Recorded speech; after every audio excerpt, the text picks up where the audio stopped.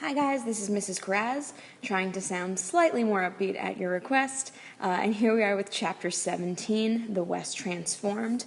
Throughout the Civil War and Reconstruction, we really focused on North-South issues, and for this chapter we turned to see what's been happening in the West. The West was certainly impacted by the Civil War, and several major battles were fought out there, but we want to see what's been going on otherwise in the western part of the country.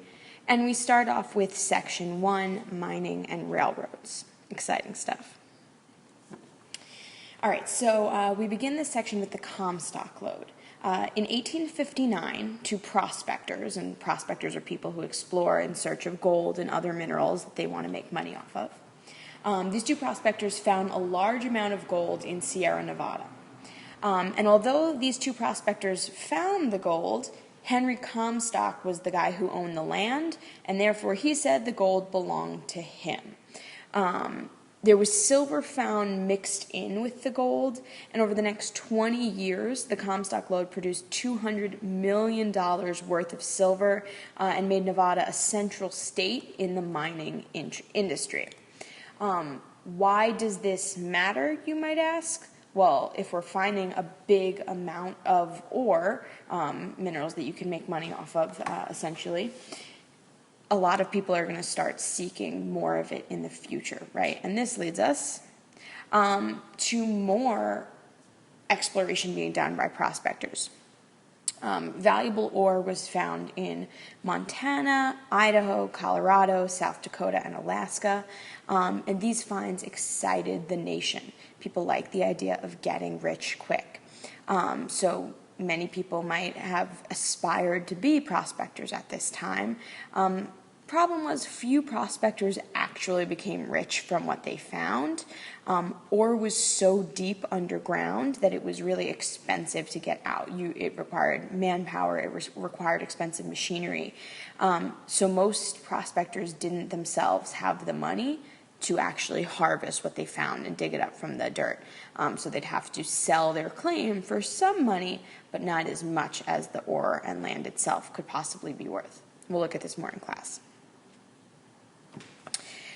So with people rushing to these undeveloped towns in the West in order to find gold, well, they need some place to live, right? And because so many people were getting there so quickly, most boom towns, as they came to be known, began as tent cities with few to no established structures. There was literally groups of tents with people living in them. Over time, buildings were erected.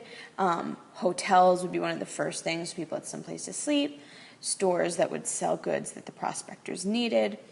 In these stores, the prices for rare necessities, things that we don't think of as rare, things like clean drinking water, were super duper high because these items were in really high demand.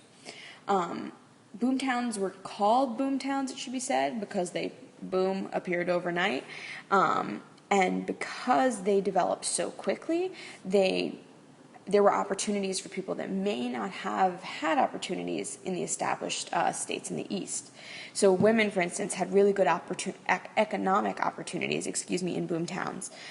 They could open stores, they could take in boarders who would live at their house or do odd jobs. The gender divide didn't exist as much in the West as it did in the East. Half of the boomtown miners were foreign immigrants. One problem that we see in this last bullet point is that since many boomtowns developed before a law enforcement agency could be established, right? So these towns popped up so quickly, there was no government set up in place. There were no police officers, right, that could enforce the laws. We have vigilantes taking on that role, or self-appointed civilians who enforce the law, like Batman, right? Batman's probably the most popular vigilante we know.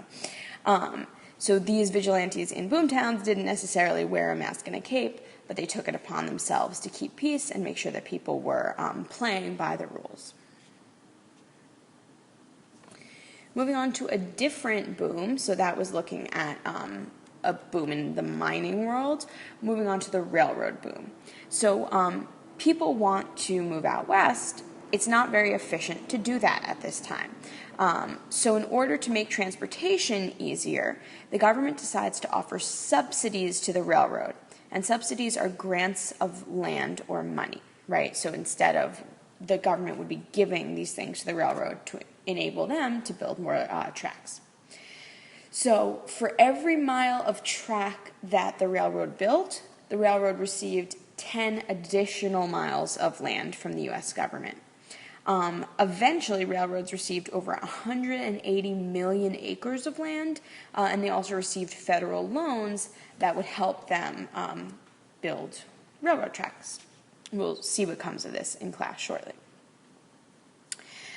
So the big dream at this time was a transcontinental railroad. And exactly like it sounds, a transcontinental railroad is a railroad that goes across an entire continent. We make the Transcontinental Railroad a reality in 1869. It cuts across North America. So there were two different branches of the railroad in the United States. There was the Central Pacific branch, which was built from the east, going west. And then there was the Union Pacific branch, which was built from the west, going east. And like I said, in 1869, these two branches met and they were united in Promontory, Utah, and this made the Transcontinental Railroad a reality. We had one railroad stretching from the east coast to the west coast of the United States. So what, you might say? Good question. So thanks to the Transcontinental Railroad, we have new towns developing in the west, because people and supplies could be brought to the west at a faster rate. It was an easier reality to pack up your stuff and move out there. Gold and silver were able to leave the west at a faster rate. Those things would be brought east to be processed into things like jewelry. And thanks to the railroad, right, that enabled people to move out west, we have rapid population growth out there. So the following territories became states around this time.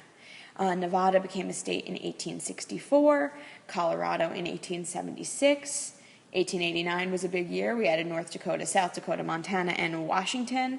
And in 1890, Idaho and Wyoming joined the United States.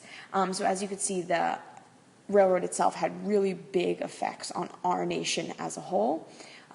Next section, we'll take a look at the people we took this nation from and how they were impacted by these changes in the West. Until then, have a good afternoon, guys.